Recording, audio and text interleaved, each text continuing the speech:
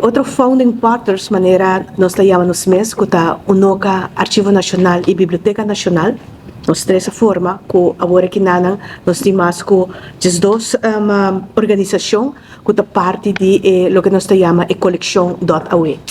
Me te quer nós nunca a pensa ora que o colega Peter Scholing a começar com o projeto aqui na ano 2019 como coleção BNA, Coleção Biblioteca Nacional Aruba. E a AWE, 5 anos depois, nós estamos de coleção Aruba, junto com diferentes partners.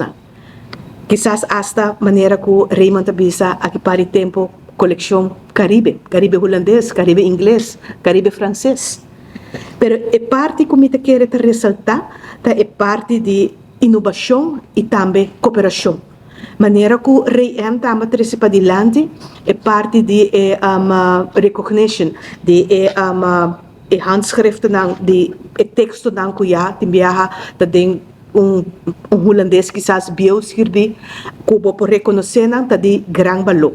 Me te quero que o que tá vira hobby importante também tá que mais e mais a mira é importância e que se manco tá bem tá baiting reunião na Aruba. Começando com grupo mais grande dia 8 de abril e dia 9 de abril o grupo também menos grande, pero também com diferentes werkgroepen que também tem trabalhando riba essa aqui.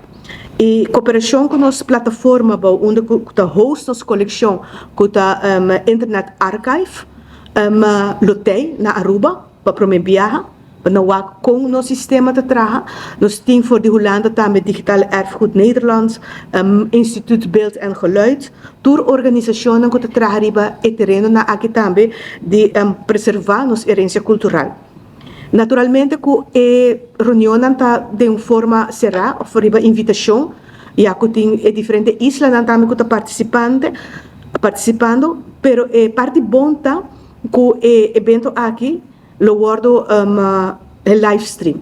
Então, acurato, me te dou na membro de prensa e link, foi onde que toda gente pode vai riba gele, que por live stream é evento, anche como notei, vou por seguir e depois riba qualquer outra hora também, depois vou vai riba YouTube channel, então bota seguir e parte aqui não.